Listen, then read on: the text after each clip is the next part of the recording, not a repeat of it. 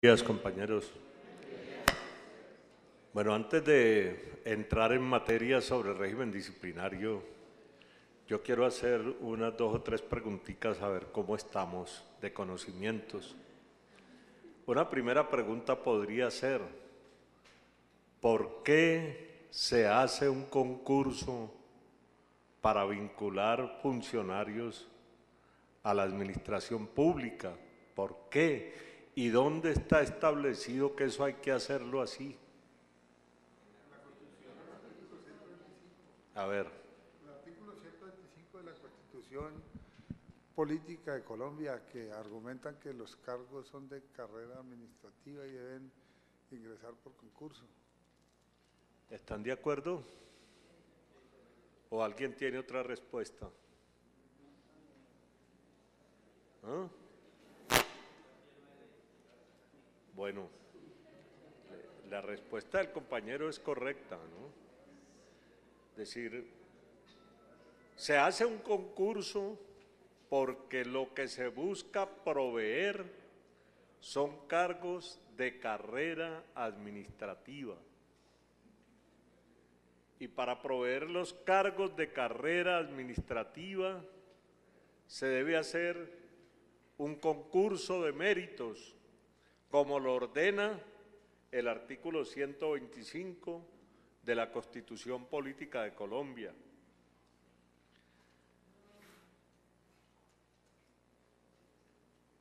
¿Quién hace el concurso? Pregunto, ¿cuál es la entidad encargada de realizar el concurso?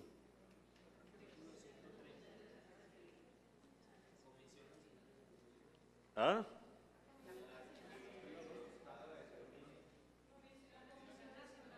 La Comisión Nacional del Servicio Civil. Bueno, voy a contarles por qué existe la Comisión Nacional del Servicio Civil, que es importante que ustedes conozcan eso también. Resulta que el presidente de la República, por ser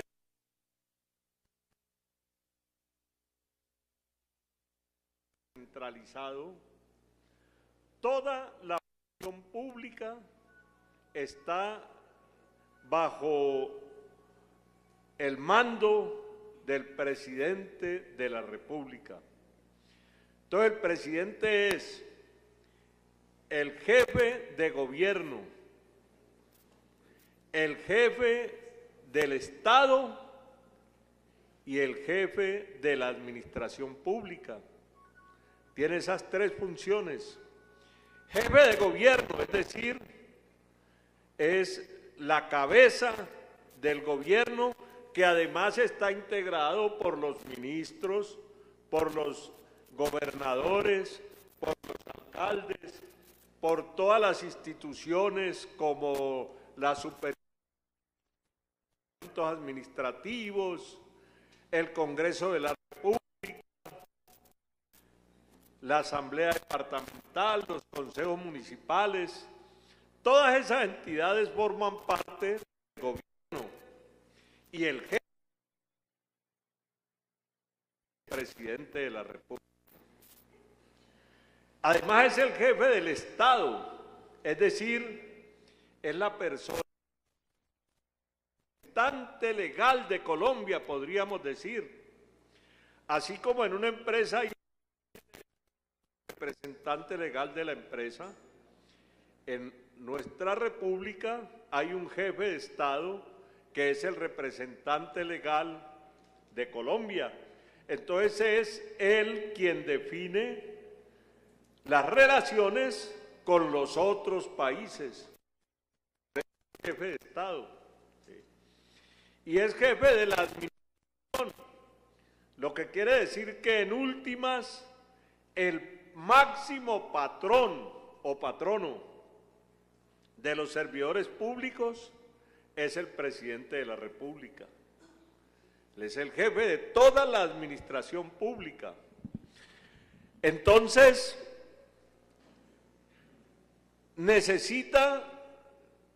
se necesita que exista un ente de control para la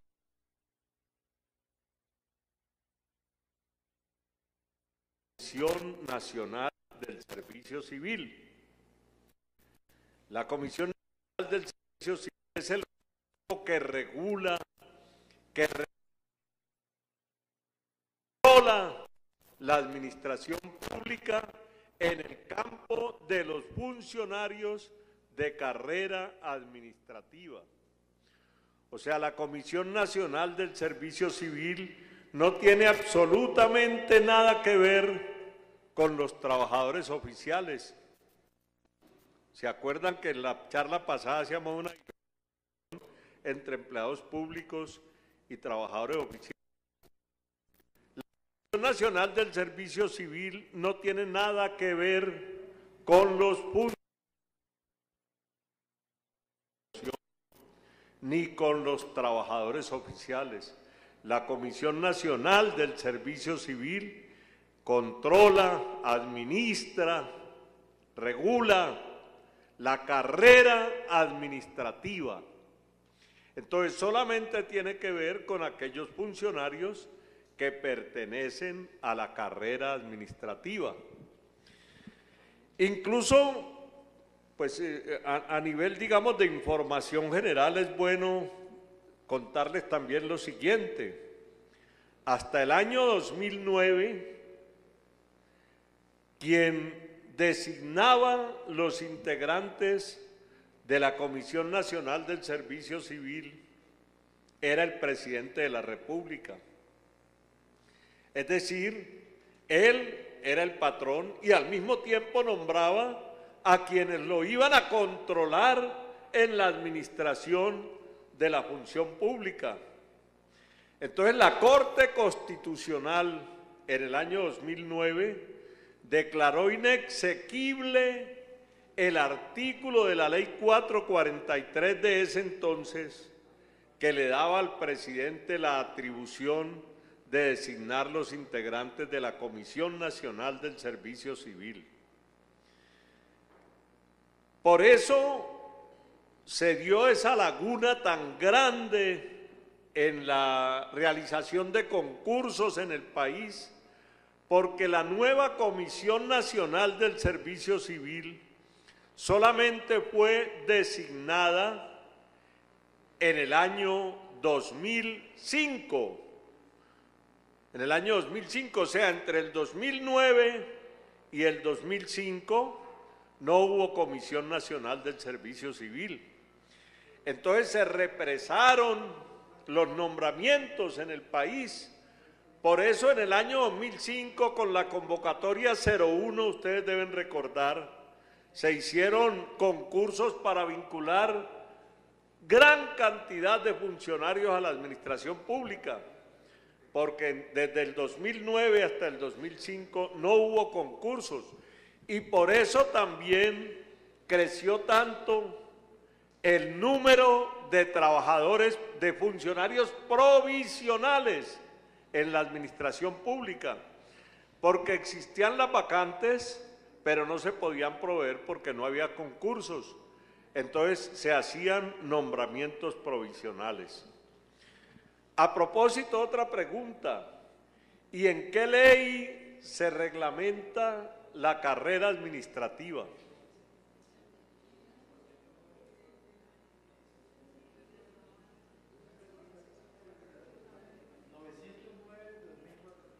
Ley 909 del 2004.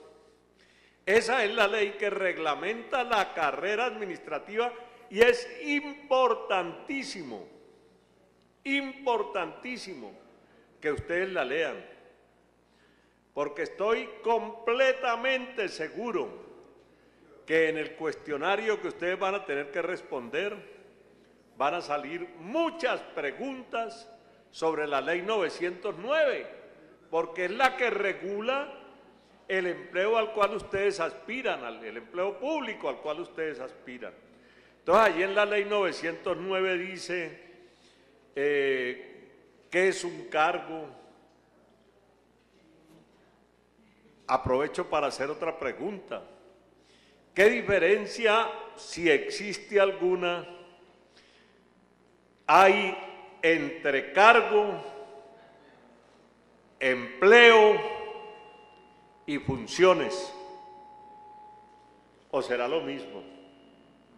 Cargo, empleo y funciones.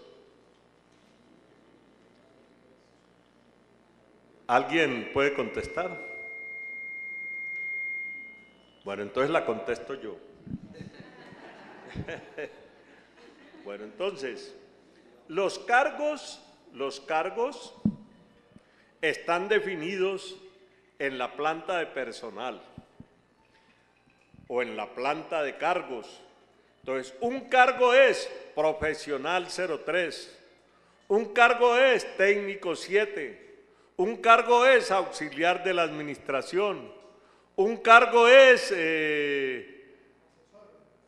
instructor. Esos son los cargos, ¿sí? Pero el empleo es distinto. Entonces, yo tengo el cargo, por ejemplo, tengo el cargo de profesional, ¿sí?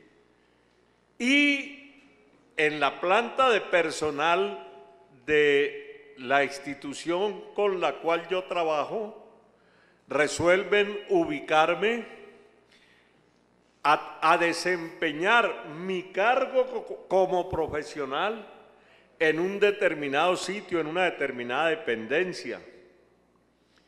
Ese sería mi empleo. Entonces, con mi cargo como profesional, desempeño un empleo en la regional del Sena Valle del Cauca, Centro Agropecuario de Buga, como instructor, que es mi cargo. Entonces, mi empleo, ¿dónde está ubicado? En el Centro Agropecuario de Buga. Mi cargo, ¿dónde está ubicado? En la planta de personal del SENA. Y las funciones están establecidas en el manual de funciones. Entonces, todos los cargos tienen las mismas funciones, pero hay algunas especificidades en materia de funciones. Por ejemplo, no es lo mismo ser profesional en el despacho del director regional que ser profesional en el centro de la construcción, ¿sí?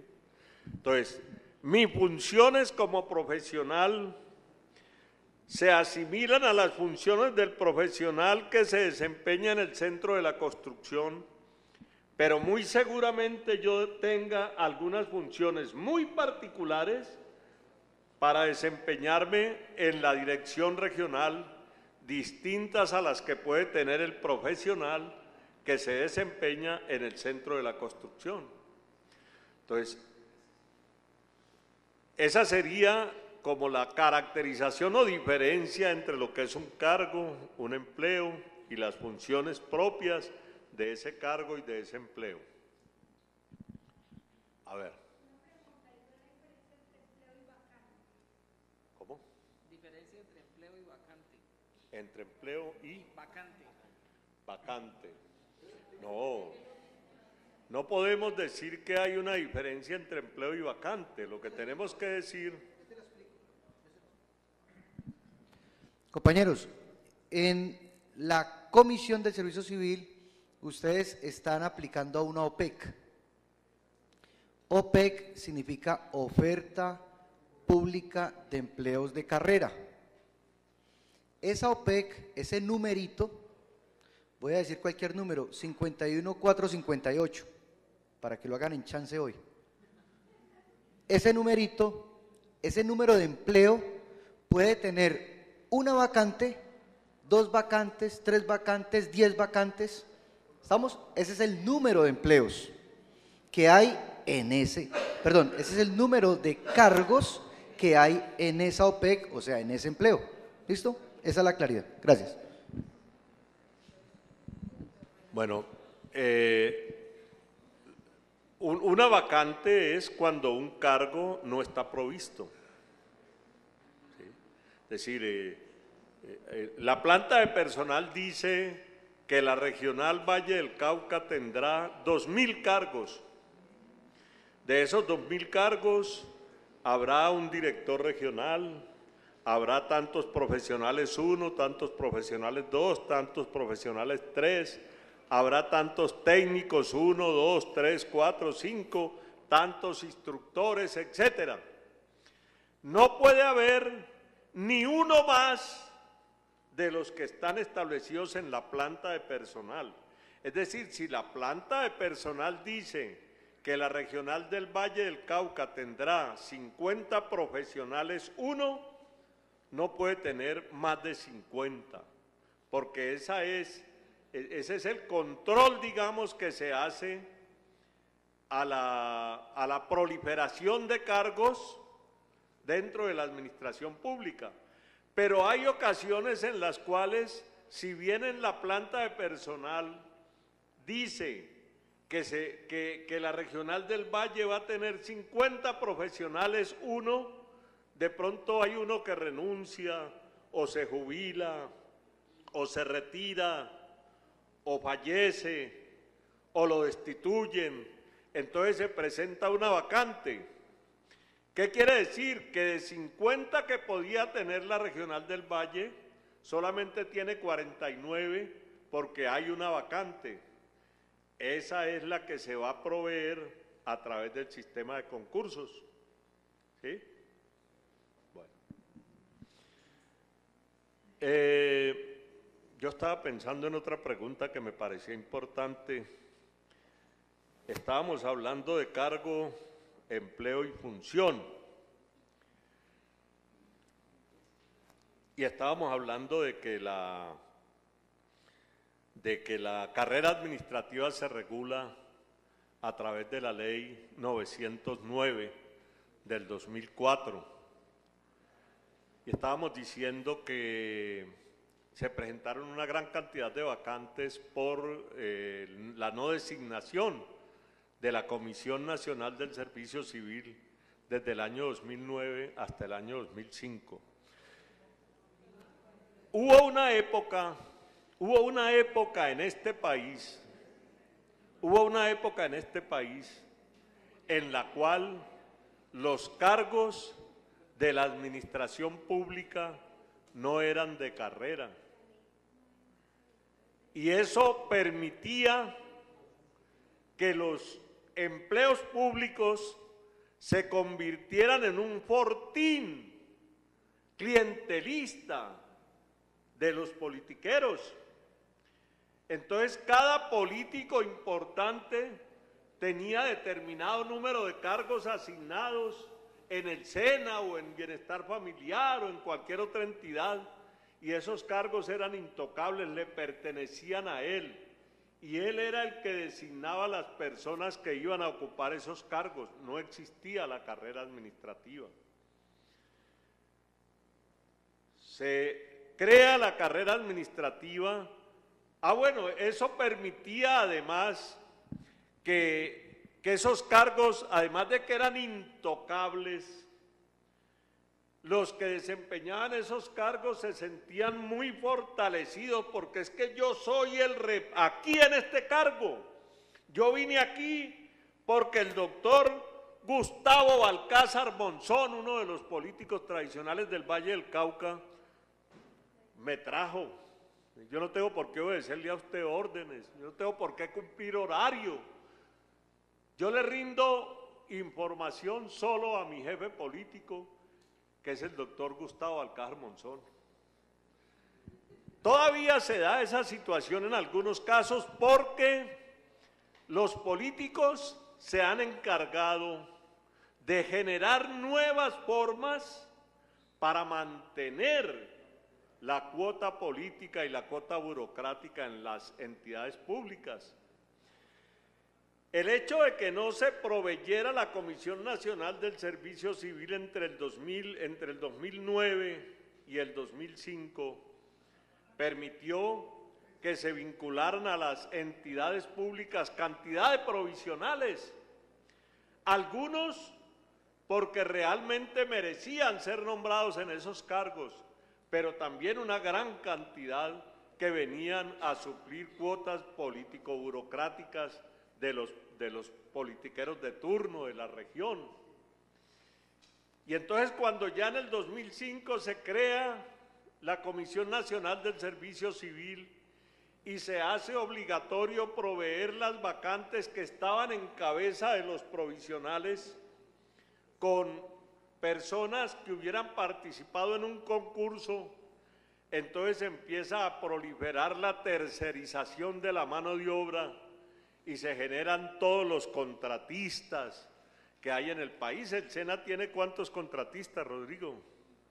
30.000, 32.000. Imagínense, tenemos una planta de personal de 10.700 trabajadores y tenemos entre 30 y 32.000 contratistas, es decir, 4 o 5 veces el número de funcionarios de planta que hay en el SENA. También a nivel de los contratistas hay muchos compañeros que han ingresado porque realmente tienen las condiciones, las capacidades, el compromiso para prestarle un servicio a la entidad, pero también hay una gran cantidad que son solamente, digamos, que devengan un sueldo, una contraprestación por un supuesto servicio prestado, pero que realmente algunos incluso ni siquiera se aparecen a prestar servicios y cobran mensualmente unos honorarios. Hemos encontrado, Javier, contratistas fantasmas. Claro, claro, sí. Entonces, esa es una manera, digamos, de evadir el mandato de la ley y mantener un poder. Yo soy muy amigo del doctor Libardo Orejuela, creo que es el actual rector de la Universidad Libre. Estudiamos juntos hace ya bastantes años. Libardo era secretario de Educación en Palmira. Y una vez yo arrimé, dije, hombre, voy a arrimar a saludar a Libardo. Y entré a la Secretaría de Educación de Palmira y era un salón más grande que este. Yo creo que 2 veces este salón, lleno de escritorios. Y en cada escritorio una persona ahí sentada como Rodrigo, otro sentado aquí, el otro sentado por acá, comiendo helado, comiendo crispeta, ¿no? Yo me quedé aterrado.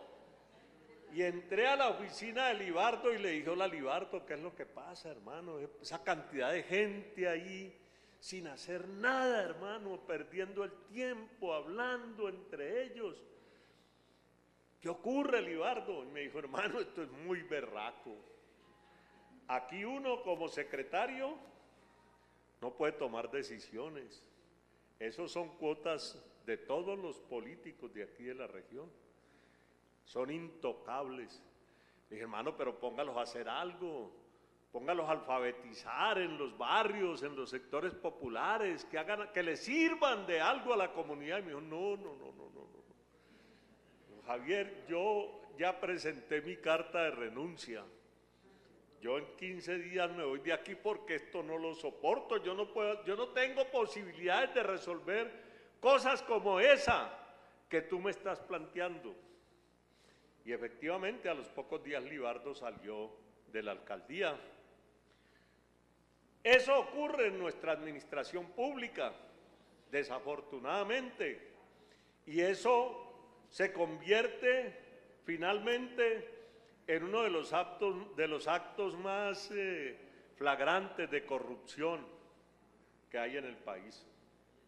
Entonces es una manera de desangrar también económicamente el país y de impedir que, yo diría, por ejemplo, que si en el SENA hay 30.000 contratistas y los 30.000 contratistas tuvieran realmente un compromiso con la formación profesional y se los pudiera poner a trabajar, pues fantástico, muy bueno, ¿sí? Claro, no es lo ideal, pero bueno, están trabajando, pero desafortunadamente no es así. Bueno, esto solamente era como una especie de introducción que me parecía importante hacerla. Bueno, de otro lado yo también quiero decir lo siguiente. Esa es una de las cosas que ha querido controlar el Sindicato de Empleados Públicos del SENA, Sindesena, del cual Rodrigo es su presidente aquí en el Valle del Cauca. Sindicato que tiene ya cerca de 50 años de historia. 47 cumplimos el 18 de mayo, Javier. 47 años de historia sindical. Y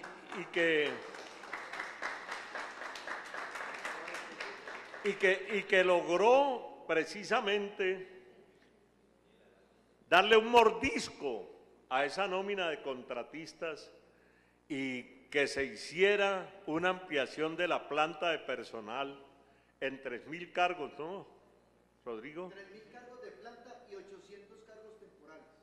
3.000 cargos de planta y 800 temporales.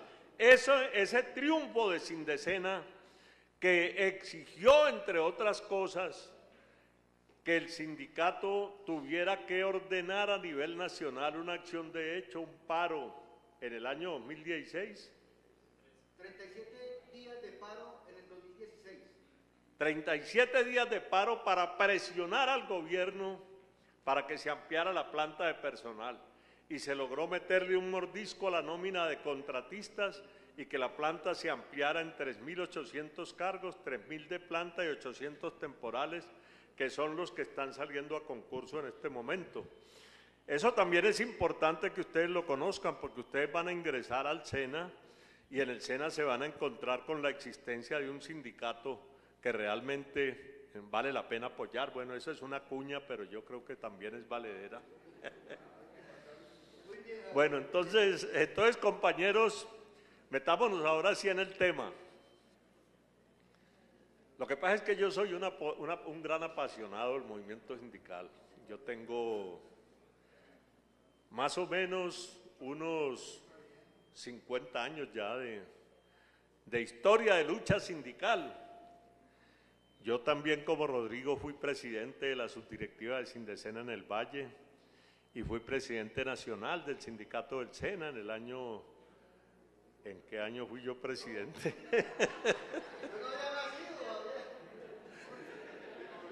Creo que fue en 1982, si no estoy mal. Bueno, entonces ahora sí hablemos sobre el régimen disciplinario. Ustedes recuerdan pues que en el año 1991 hubo una reforma constitucional. Colombia venía con un atraso muy grande en materia constitucional. Teníamos la Constitución de 1886. Estamos hablando de 1991, es decir, 105 años de vigencia de una Constitución. Esa pregunta también puede salir en el cuestionario.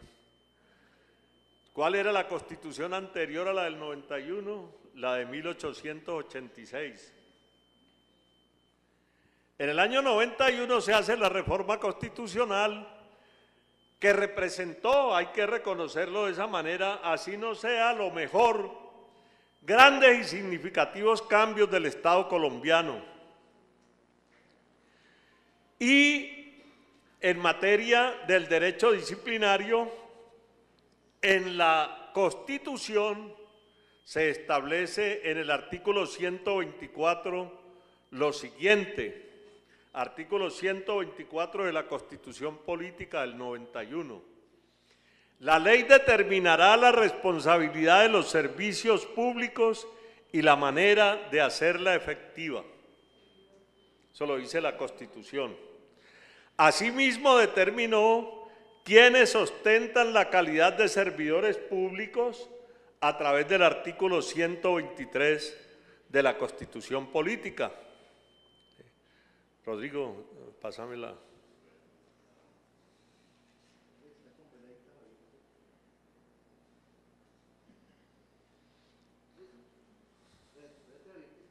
La que sigue, Rodrigo.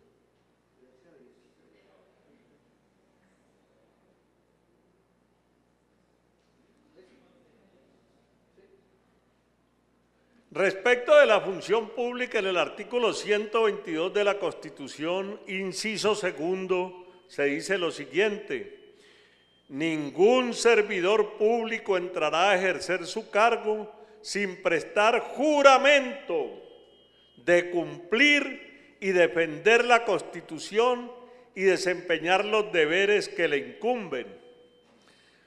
Cuando el servidor público se posesiona, esa puede ser otra pregunta que creo que es bueno que ustedes la tengan clara.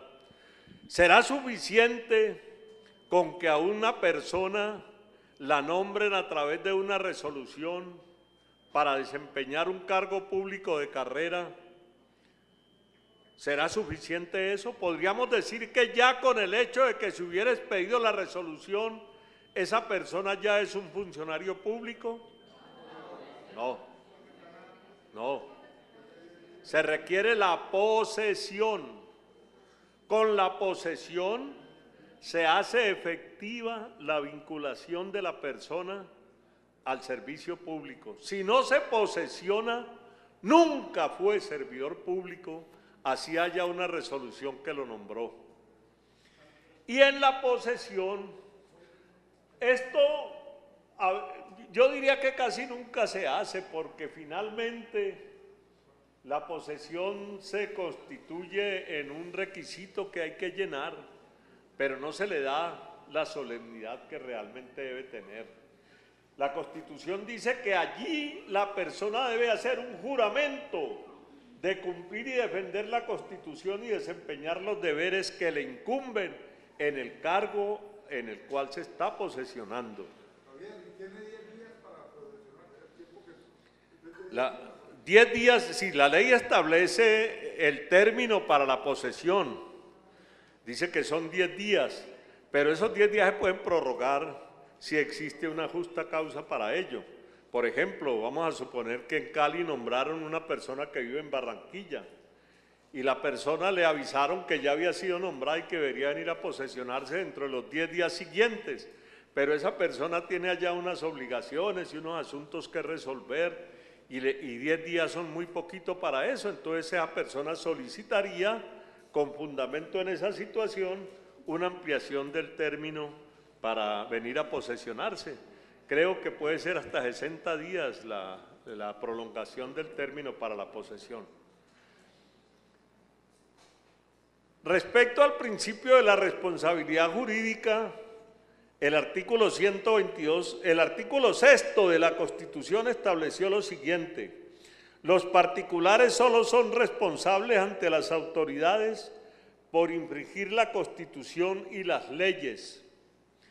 Los particulares, es decir, los que no son funcionarios públicos, solamente son responsables ante las autoridades por infringir la Constitución y las leyes. Los servidores públicos, en cambio, lo son por infringir la Constitución y las leyes, pero además de eso, por omisión o extralimitación en el ejercicio de sus funciones. O sea, un funcionario público no solamente es responsable de hacer lo que le corresponde hacer, sino que también es responsable cuando no hace lo que le corresponde hacer, o cuando lo hace abusando de sus funciones, que sería extralimitación de funciones. Bueno, aquí encontramos entonces la razón de ser del régimen disciplinario. Entonces, ¿por qué el régimen disciplinario? Porque la Constitución establece unas condiciones para el desempeño de los cargos en la función pública y la manera de controlar el desempeño de esas funciones es a través del procedimiento disciplinario. Cuando una persona, funcionario público o servidor público, bueno, el régimen disciplinario, pásame la siguiente a ver si ahí está. El régimen disciplinario no es solamente para los funcionarios de carrera. El régimen disciplinario se aplica a todos los servidores públicos, es decir, funcionarios de libre nombramiento y remoción, funcionarios de carrera administrativa, trabajadores oficiales y para los particulares que cumplen funciones propias del Estado. Por ejemplo, si alguien firma un contrato con el SENA y se compromete a hacer determinada actividad y no la cumple, o se exceden sus funciones, o se aprovecha de su cargo para sacar ciertas ventajas particulares, a esa persona, sin necesidad de que sea servidor público, se le aplica también el régimen disciplinario.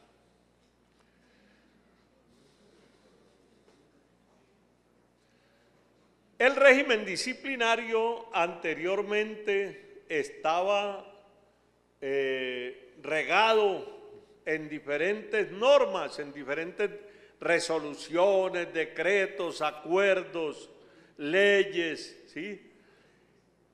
Hasta que llegó un momento en que se consideró necesario acumular o reunir todas esas disposiciones en una sola disposición. Y es entonces cuando surge lo que se llama el Código Disciplinario Único. Precisamente se llama Código Disciplinario Único porque es la única disposición que recoge lo relacionado con el régimen disciplinario. En este momento, el Código Disciplinario Único está en la Ley 734 del año 2002.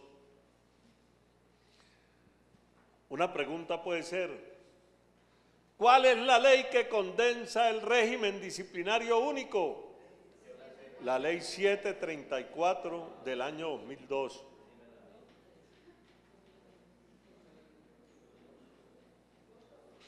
Respecto a la finalidad de la ley disciplinaria, la Corte Constitucional en su jurisprudencia ha dicho lo siguiente: la ley disciplinaria tiene como finalidad específica la prevención y buena marcha de la gestión pública, así como la garantía del cumplimiento de los fines y funciones del Estado en relación con las conductas de los servidores públicos que los afecten o pongan en peligro.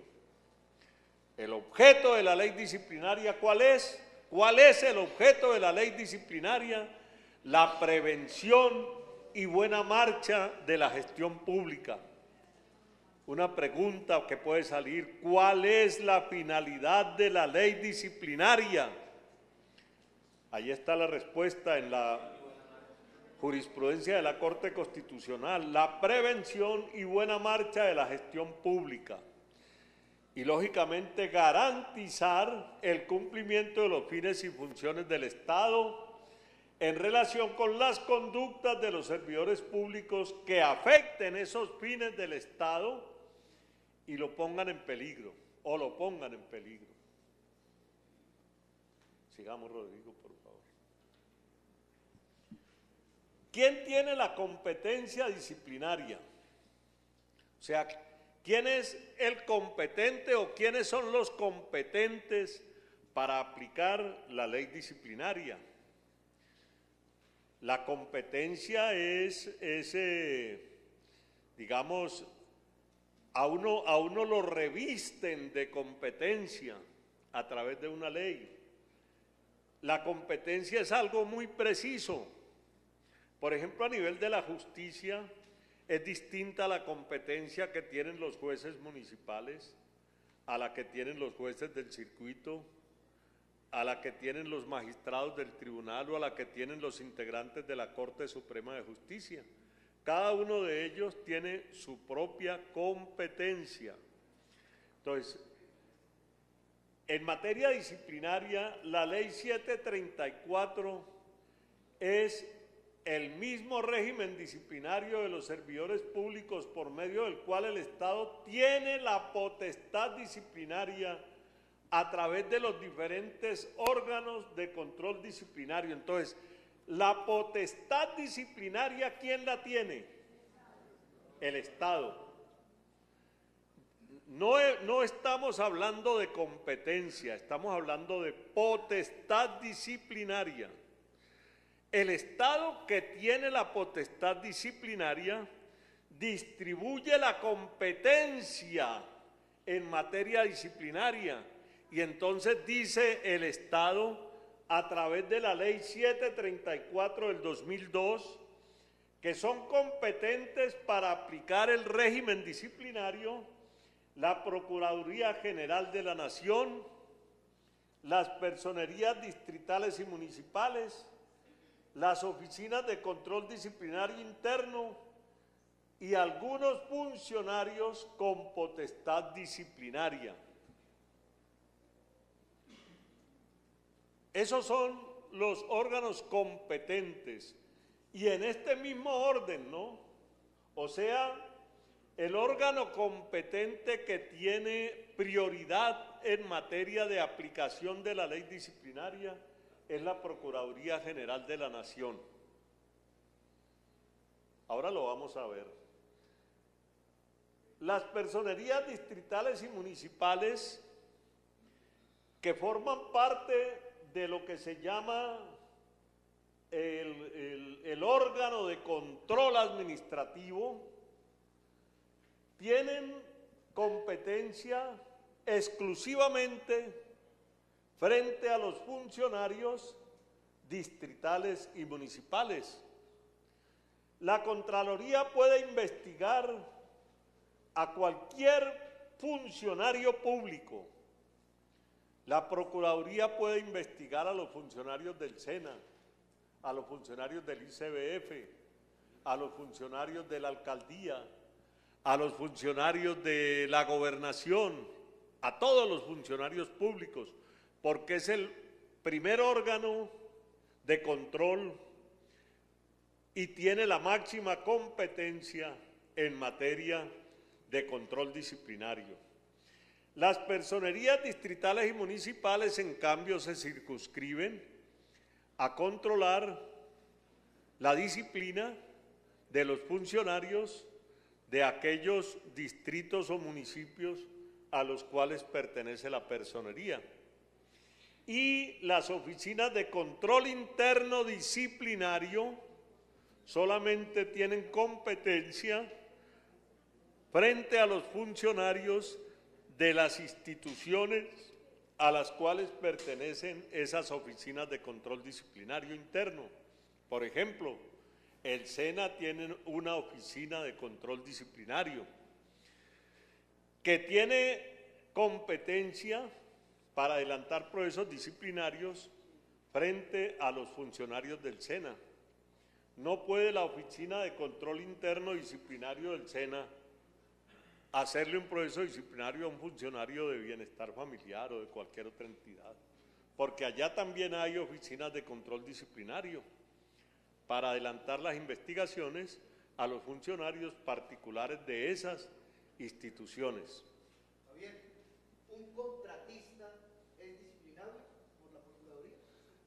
A mí me parece que sí, porque es un particular que está prestando servicios a la función pública. Entonces, es susceptible depende, entre otras cosas, de la conducta que se vaya a investigar, porque debemos tener en cuenta que el control no es solamente administrativo, también es fiscal y también es penal. Entonces, si un contratista cumple o incurre en una conducta de carácter fiscal, quien lo debe disciplinar o quien lo debe investigar es la Contraloría General de la República. Si comete una irregularidad que tiene carácter penal, tendrá que ir a la Fiscalía. Ahora, si la conducta tiene que ver con el desempeño de sus funciones al servicio del Estado, como lo veíamos ahora, será sujeto de control por parte de control disciplinario a través de la Procuraduría o a través de las oficinas de control disciplinario de la institución a la cual le presta los servicios como contratista. Bueno. Perdón. Se habla de control disciplinario preferente. Eso también es bueno que ustedes lo tengan claro porque también puede surgir una pregunta en ese sentido.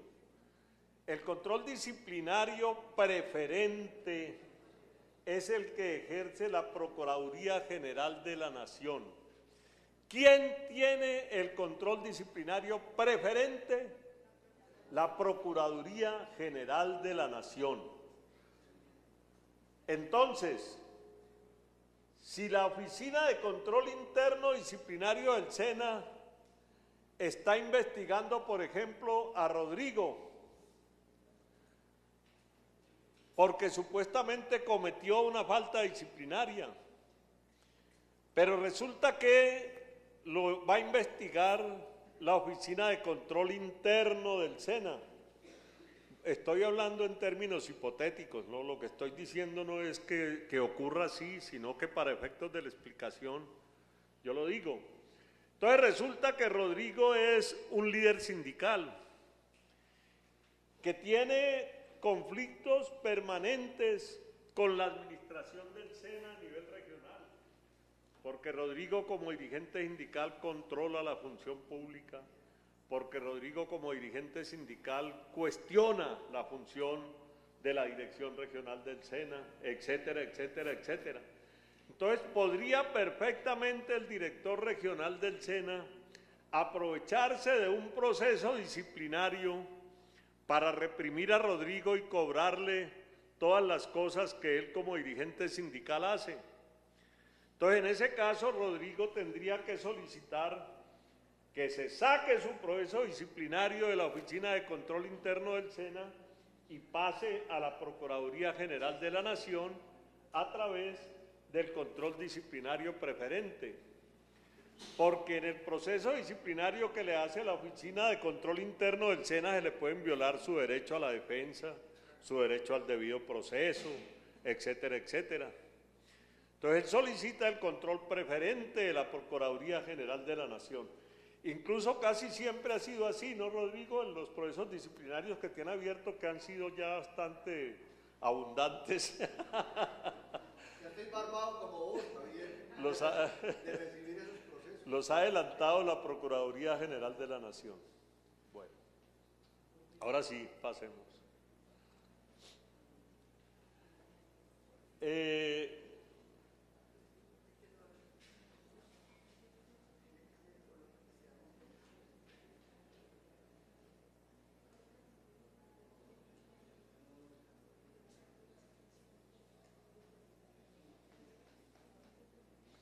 Bueno, la Constitución Política de Colombia en su artículo 29 establece el derecho a la defensa y el debido proceso. Entonces el artículo 29 de la Constitución Política dice que nadie podrá ser juzgado o condenado sino por el organismo competente y siguiendo el procedimiento establecido en la ley. Ese es el debido proceso. El debido proceso lo debe conocer todo el mundo, para que cuando por alguna circunstancia lo estén sometiendo a un proceso disciplinario, él sepa cuál es el procedimiento que debe seguirse. Entonces, cuando no se sigue el procedimiento establecido en la ley, hay violación del debido proceso. Si eso no fuera así, cada persona sería juzgada de una manera diferente, de una manera caprichosa. Si no existiera el debido proceso, los investigadores, los juzgadores, podrían hacer lo que les diera la gana en materia de juzgamiento y sanción de los funcionarios públicos. Entonces, el debido proceso le dice a la Procuraduría, a la Personería, a las oficinas de control disciplinario, cómo deben desarrollar la investigación disciplinaria. Ese es el debido proceso. La Constitución dice que el debido proceso se aplicará a toda clase de actuaciones judiciales y administrativas. El proceso disciplinario es una actuación de carácter administrativo. Por lo tanto, al proceso disciplinario se le debe aplicar un proceso determinado en la ley. Dice igualmente el artículo 29, nadie podrá ser juzgado sino conforme a leyes preexistentes al acto que se le imputa ante juez o tribunal competente y con observancia de la plenitud de las formas propias de cada juicio. Bueno, para que a uno, nuestro país se caracteriza porque es un país cuya normatividad es fundamentalmente prohibitiva. En la ley nos dicen que está prohibido, no nos dicen que está permitido. Entonces, como nuestra normatividad es de carácter prohibitivo, debe existir una ley que determine que lo que yo estoy haciendo es incorrecto, no está prohibido, no es legal. Si no existe esa ley, no me pueden juzgar porque yo haya realizado determinada conducta. ¿Sí?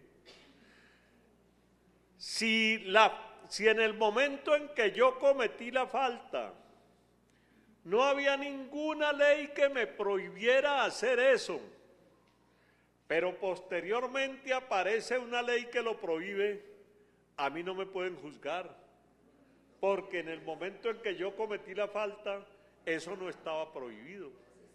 ¿Sí? No estaba prohibido.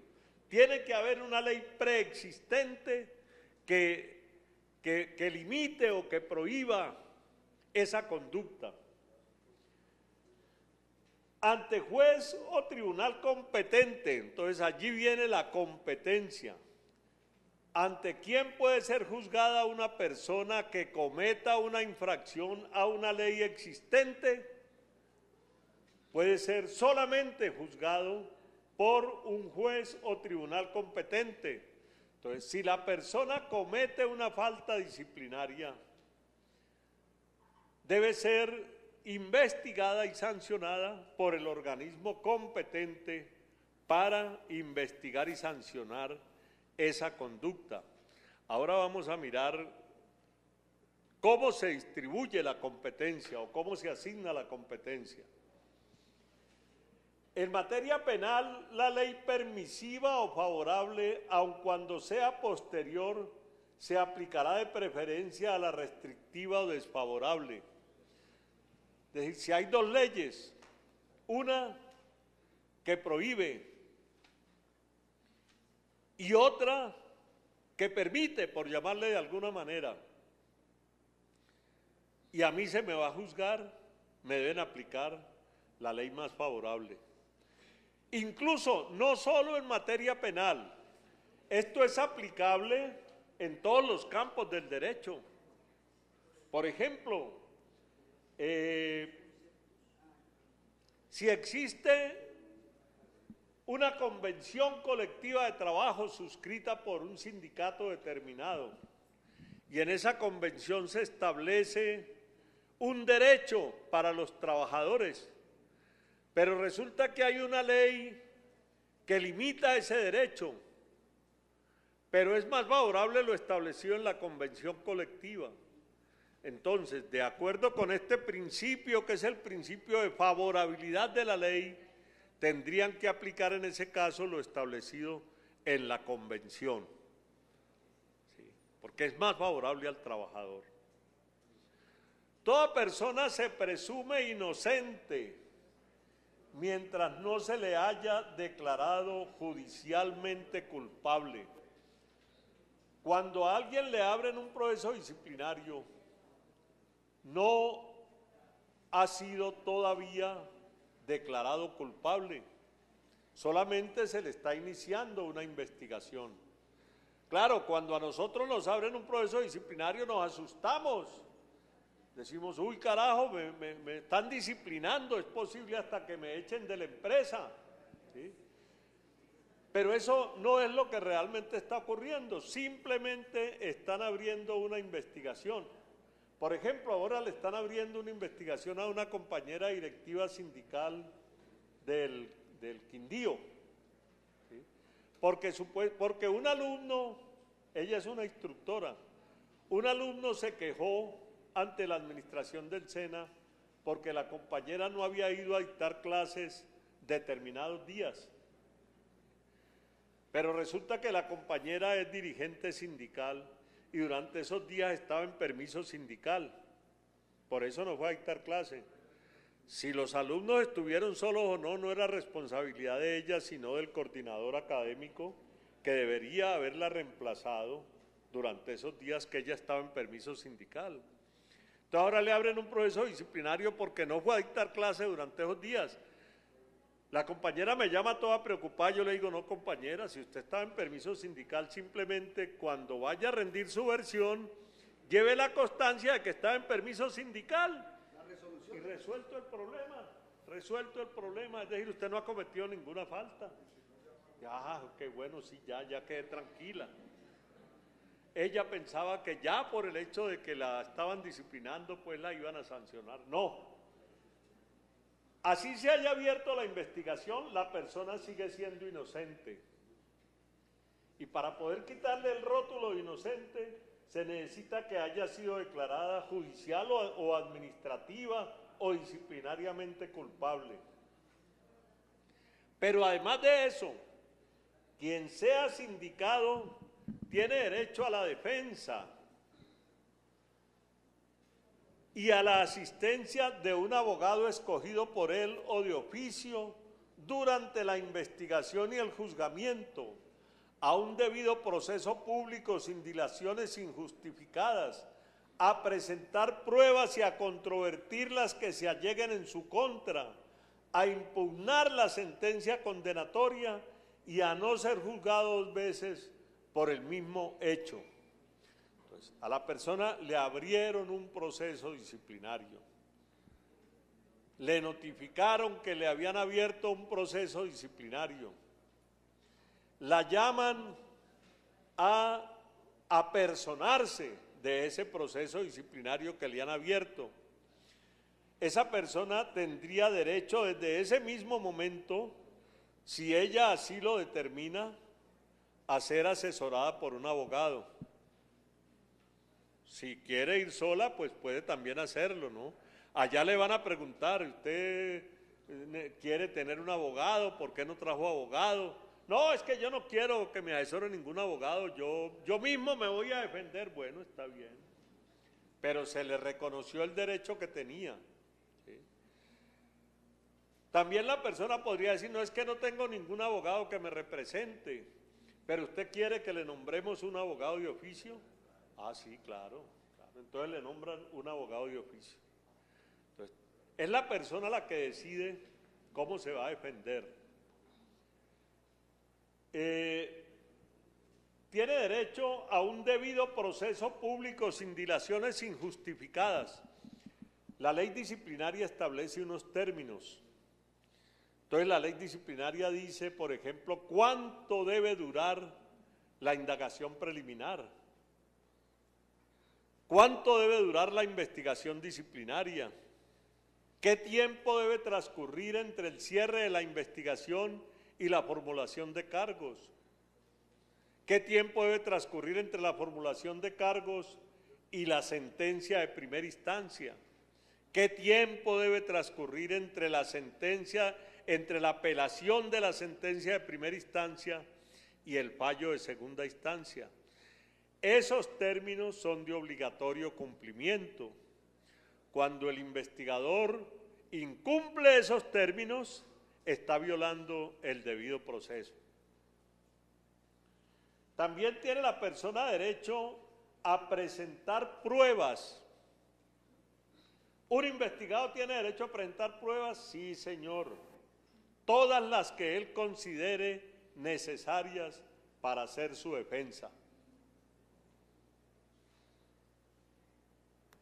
Tiene derecho a controvertir las pruebas que control disciplinario ha reunido en su contra. Sí, señor, tiene todo el derecho. Tiene derecho a conocerlas. Tiene derecho a participar en la práctica de esas pruebas y tiene derecho a controvertirlas. Entonces, una pregunta podría ser: ¿puede el investigado estar presente en la práctica de una prueba decretada por control disciplinario? Sí, señor, tiene todo el derecho a estar presente. Y puede también incluso interrogar a los declarantes que llame a declarar control disciplinario. Yo creo que les contaba la vez pasada lo que nos había ocurrido en Tuluá. ¿No? Correcto, sí.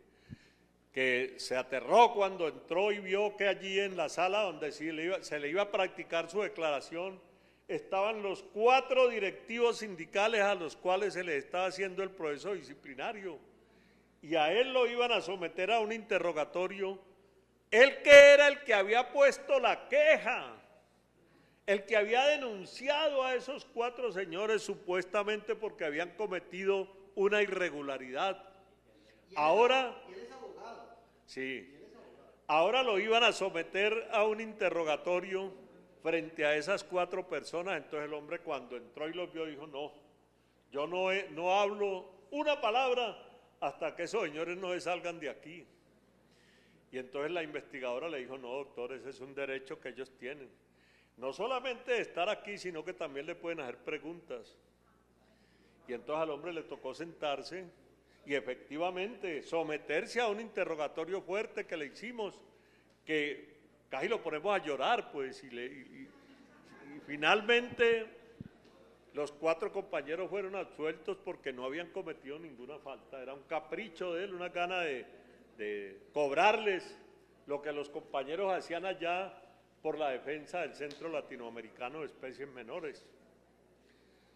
Bueno, tiene derecho también a impugnar la sentencia condenatoria. Entonces salió la sentencia de primera instancia condenando al trabajador y él tiene la posibilidad de impugnarla a través del recurso de apelación para que en una segunda instancia se resuelva, se revoque o se modifique esa resolución sancionatoria.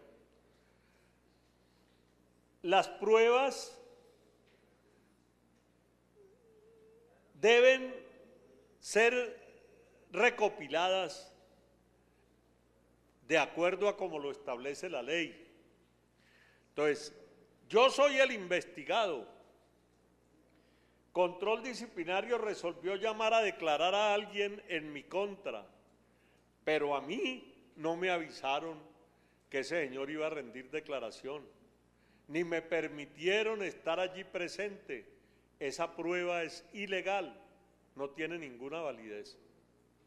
Entonces yo como disciplinado puedo pedir la nulidad de esa prueba porque se me violó el debido proceso. Bueno, pasemos, Rodrigo. ¿Cuándo se extingue la acción y cuándo se extingue la sanción disciplinaria? Esa pregunta puede salir en el examen. ¿Es distinta la acción disciplinaria a la sanción disciplinaria, son dos cosas diferentes. Entonces, la acción disciplinaria solo se extingue. La acción disciplinaria, es decir, el hecho de que a mí me llamen a investigarme en un proceso disciplinario, esa es la acción disciplinaria. Entonces me llamaron y me están adelantando una investigación, pero resulta que durante el desarrollo de la investigación muere el investigado. ¿Para qué se va a seguir adelantando investigación? Entonces hay una prescripción de la acción disciplinaria, una terminación o una extinción de la acción disciplinaria. También termina la acción disciplinaria por el efecto de la prescripción.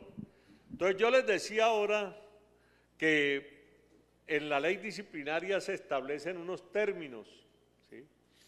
Entonces resulta que la ley disciplinaria dice, por ejemplo, la indagación preliminar tendrá una duración de 6 meses.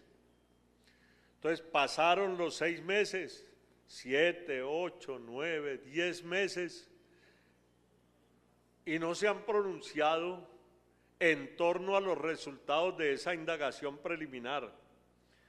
Entonces, allí hay una prescripción del término. A los 6 meses tiene que haber un pronunciamiento de control disciplinario. Y si no lo hace, prescribe la acción disciplinaria, es decir, ya no pueden hacerlo porque vencieron los términos.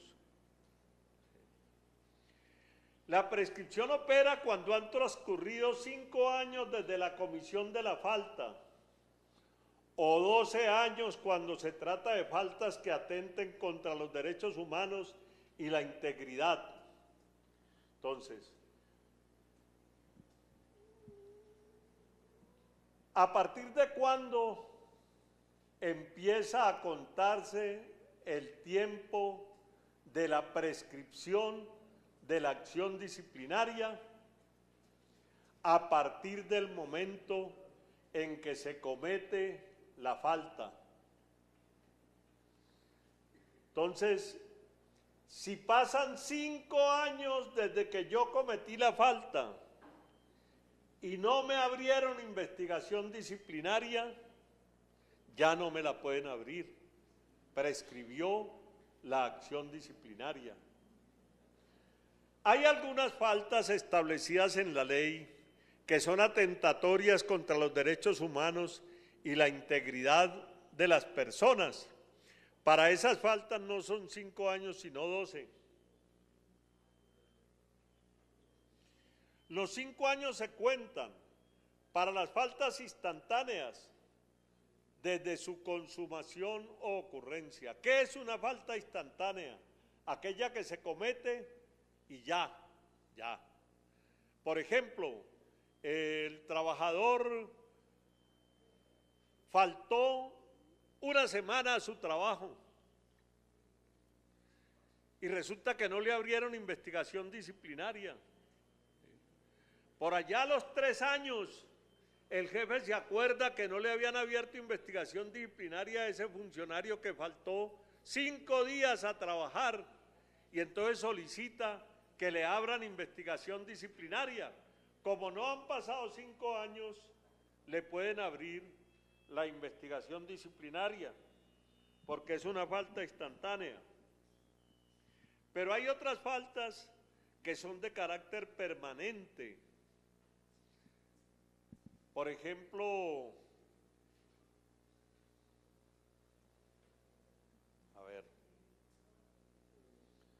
el trabajador tiene que presentar unos informes mensuales y no los presenta. 1 mes, 2 meses, 3 meses, 4 meses, 5 meses. Esa sería entonces una conducta de carácter permanente y entonces los 5 años se cuentan desde la realización del último acto. Entonces, hacemos el ejercicio, ¿no? ¿Cuánto tiempo ha transcurrido desde el último momento en el cual el trabajador no presentó el informe? Si han pasado más de 5 años, ya no se lo puede investigar. Si han pasado menos de 5 años, sí se lo puede investigar. La sanción disciplinaria es distinta a la acción disciplinaria. La sanción disciplinaria es la consecuencia de la acción disciplinaria. Entonces, también la sanción disciplinaria tiene una prescripción, que en este caso es de 1 año contado a partir de la ejecutoria del fallo. Me hicieron la investigación disciplinaria, profirieron un fallo de primera instancia, yo apelé el fallo. Lo explico de otra manera. Me hicieron una investigación disciplinaria, profirieron un fallo, pero ese fallo, no por el hecho de que lo hayan proferido, ya tiene aplicación, porque yo tengo la posibilidad de apelar, es decir, de presentar un recurso contra ese fallo. Y entonces a mí me dan 3 días para presentar el recurso. Si pasados los 3 días yo no presenté ningún recurso, el fallo queda ejecutoriado, es decir, en firme. Pero si yo presenté un recurso, el fallo aún no ha quedado ejecutoriado, su aplicación queda suspendida hasta que me resuelvan el recurso que yo presenté. Entonces, para efectos de la prescripción, dice que es 1 año contado a partir de la ejecutoria del fallo. Entonces, habría que tener en cuenta si hubo interposición de recurso de apelación o no. Si no hubo recurso de apelación, el fallo quedó ejecutoriado 3 días después de que lo profirieron, y a partir de ese momento empieza a contarse el año de prescripción de la sanción disciplinaria. Pero si yo interpuse recurso y el recurso me lo resolvieron 1 mes después de que yo lo interpuse, el año comienza a correr desde el momento en que me resolvieron y me notificaron el recurso, el resultado del recurso que yo había interpuesto. De este material hay varias preguntas en el cuestionario que les pasaron a ustedes para que lo respondan y que vamos a mirar ahora, si tenemos tiempito. Está bien, no se lo han pasado, no se lo han pasado. Mi nieto también toma tinto. ¿Verdad? ¿Quiere tinto? ¿No quiere, mi amor? Bueno, pasemos.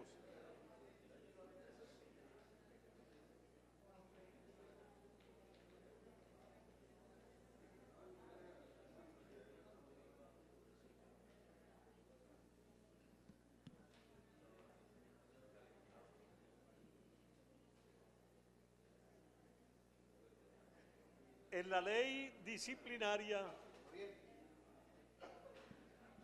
disciplinaria están establecidos los derechos, los deberes, las prohibiciones, las inhabilidades, las incompatibilidades y los conflictos de intereses de los servidores públicos. Ahí están los artículos de la ley disciplinaria que contienen esos aspectos. Pues yo digamos que no lo quise pasar a una diapositiva porque nos haría demasiado extensa la exposición. Pero es bueno que ustedes tengan en cuenta esos artículos para que los lean, porque allí están los derechos, los deberes, las prohibiciones, las inhabilidades, las incompatibilidades y el conflicto de intereses para los servidores públicos.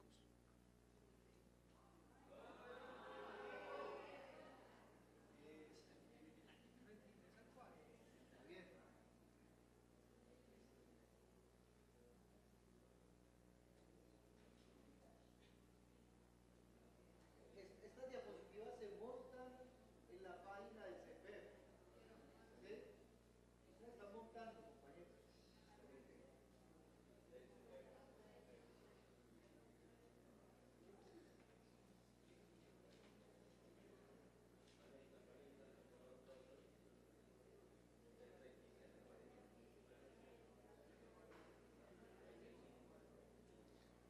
Bueno, la ley disciplinaria establece unos principios. Esto es muy importante porque también está en el cuestionario. Entonces, hay un principio que se llama el principio de legalidad, que dice que solo se puede investigar y sancionar disciplinariamente por comportamientos descritos como falta en la ley vigente al momento de su realización. O sea, si a mí me abren una investigación disciplinaria, me profieren el auto de apertura de la investigación disciplinaria y yo me doy cuenta que la razón por la cual me están investigando es una conducta que no está descrita como falta en la ley. Por ejemplo, hay un ejemplo muy claro de algo que le pasó a Rodrigo.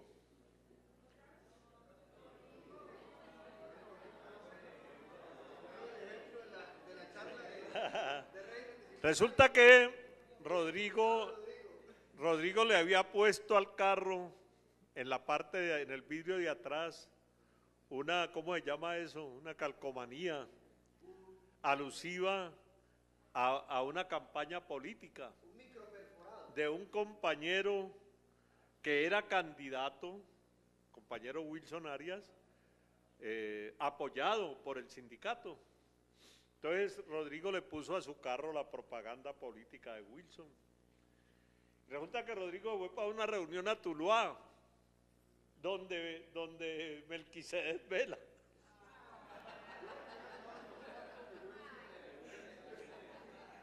Y entonces Rodrigo estacionó su carro ahí al frente del Sena, ahí sobre la carretera, y se bajó a participar en la reunión. Y Melquisedec Vela mandó a que le tomaran una foto ahí al carro de Rodrigo, y presentó una queja porque supuestamente Rodrigo estaba interviniendo de manera ilegal en política. Y le abrieron una investigación a Rodrigo por ese hecho. Y entonces nosotros demostramos que esa no era una conducta prohibida en la ley, que por lo tanto no tenían por qué abrir la investigación disciplinaria por eso. Y archivaron el proceso. Si no hubo falta, no era posible, se estaba violando el principio de legalidad de la ley disciplinaria, porque se lo está investigando por una conducta que no está descrita en la ley como falta disciplinaria. Ilicitud sustancial. La falta será antijurídica cuando afecte el deber funcional sin justificación alguna. Yo falté al trabajo y falté 5 días al trabajo. Cuando me presento a trabajar el 6º día, me encuentro con que me han abierto un proceso disciplinario porque no vine a trabajar. Pero resulta que yo estaba enfermo y tengo una incapacidad médica. Y precisamente el día que me estoy reincorporando al trabajo, pues no lo hice antes, de pronto sí cometí una falta por no haberlo hecho antes, pero lo voy a hacer ahora que me estoy reintegrando al trabajo, presento la incapacidad. Entonces, con la incapacidad yo estoy demostrando que hubo una justificación para haber faltado al trabajo. Por lo tanto, no hay ilicitud sustancial. No hay ilicitud sustancial, porque hay una razón por la cual se cometió la supuesta falta por la cual me están investigando. El principio del debido proceso, solo puede investigar el funcionario competente y con observancia formal y material de las normas que determinan la ritualidad del proceso. Hay una disposición de la ley disciplinaria que es bien interesante. Creo que es el artículo 52. ¿Alguien tiene la ley disciplinaria por ahí? ¿Vos la tenés? No, se la busco. yo la tengo en mi computador. Bueno, pero no, dejémoslo. Es un artículo que dice que si con la falta no se está alterando de manera importante, digamos, el desarrollo de las funciones, no se necesita abrir una investigación disciplinaria, sino que el jefe inmediato del trabajador lo llama y le dice: ¿qué pasó? ¿No viniste a trabajar ayer? O llegaste tarde, mejor, llegaste tarde, ¿qué pasó? No, me quedé dormido. Ah, bueno, debes tener en cuenta pues que esto no debe volver a ocurrir. Y listo, resuelta la situación. ¿Para qué abrir una investigación disciplinaria para una situación como esa? Entonces, la ley dice que en ese caso es el jefe inmediato el que tiene la competencia. Pero resulta que el jefe inmediato resolvió no llamarle la atención a su trabajador, sino pedir que le hagan una investigación disciplinaria. Y efectivamente le abren la investigación disciplinaria. Y entonces posteriormente se demuestra que con esa conducta el trabajador no infringió sustancialmente la ley, que por lo tanto control disciplinario no es competente, que la competencia la tenía el jefe. Otro ejemplo, Rodrigo Arcila como presidente de la subdirectiva sindical del Sindicato del Valle del Cauca. ¿Ah? Es que no te vas a quitar de ahí, por favor, Rodrigo.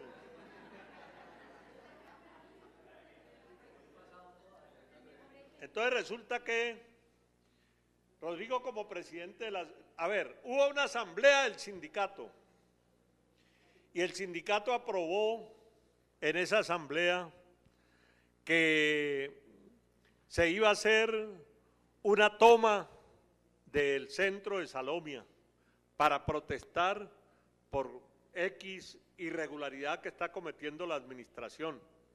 Esa es una orden de la Asamblea General del sindicato. Rodrigo es el presidente del sindicato y en los estatutos del sindicato dice que todos los afiliados deben cumplir los mandatos de la Asamblea General del sindicato. Si todos los afiliados tienen que cumplir esos mandatos, pues con mayor razón el presidente del sindicato. Entonces resulta que a Rodrigo le abren un proceso disciplinario porque lo vieron allá coordinando la actividad para impedir el ingreso de los trabajadores al SENA, y entonces lo llaman a un proceso disciplinario. Entonces resulta que Rodrigo dice: no, yo sí participé en esa actividad, pero lo hice porque yo soy el presidente de la subdirectiva del sindicato en el Valle, ¿sí? Y yo tengo que acatar los mandatos de la asamblea. Y en el acta de la asamblea, aquí la traje, consta que esa fue una decisión tomada por la asamblea. ¿Cómo podía yo como presidente del sindicato decir no lo hago si es un mandato de la asamblea? Entonces, si se cometió alguna irregularidad, no la cometió Rodrigo Arcila como funcionario público, sino Rodrigo Arcila como presidente de una organización sindical. Y entonces quien lo tiene que juzgar no es la Oficina de Control Disciplinario, sino el Ministerio del Trabajo, que es el encargado de controlar el funcionamiento de los sindicatos. Entonces se le pide a Control Disciplinario que no continúe con la investigación porque no es competente para ello, y que se pase eso al Ministerio del Trabajo, que es la entidad competente para adelantar la investigación. ¿Sí? Bueno, si ves que era positiva la... Otro principio es el reconocimiento de la dignidad humana. A veces en los procesos disciplinarios, sí.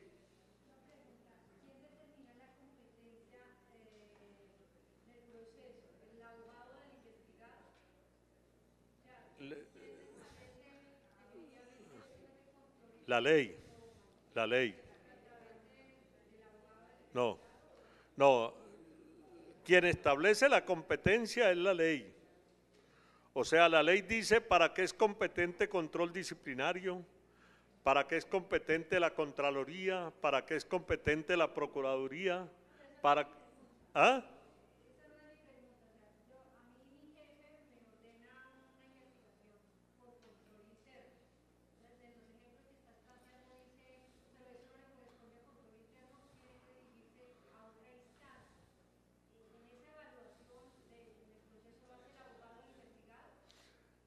Pues, o el mismo investigado, si en caso de que no tenga abogado, es decir, forma parte de la defensa del investigado, ¿sí?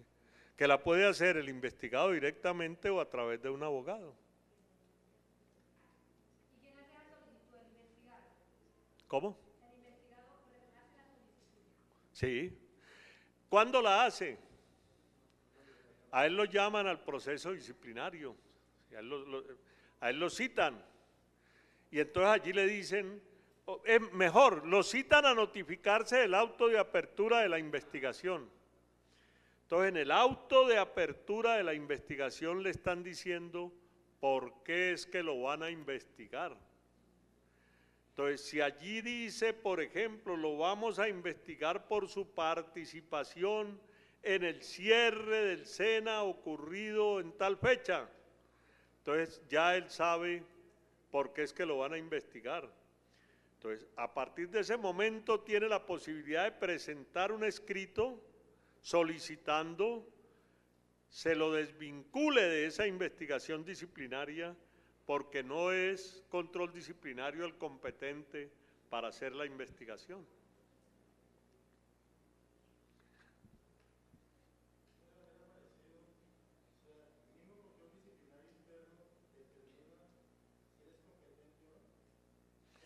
Claro. Sí. Claro. Eso es lo que casi siempre ocurre. Es decir, que a pesar de la reclamación que se hace, control disciplinario no se quiere desvincular de su supuesta competencia y quiere adelantar la investigación. No, no, fíjate que en términos de la defensa, lo importante es ir dejando en el desarrollo del proceso las evidencias de las violaciones que se cometen, porque como es un proceso, eso se continúa adelantando, ¿sí? Y entonces si tú vas dejando las evidencias, falta de competencia, violación del debido proceso, violación del derecho a la defensa, así control disciplinario no lo acepte, entonces tú tendrías la posibilidad de esperar a que haya un fallo y en la apelación del fallo hacer ver esas irregularidades. O algo que sería mucho mejor, decir, señores de control disciplinario, ustedes me están violando el derecho al debido proceso, ustedes no son competentes para hacer la investigación que están haciendo, ustedes me han violado el derecho a la defensa, yo solicito el control preferente de la Procuraduría General de la Nación, para que el proceso salga del SENA y se vaya para la Contraloría.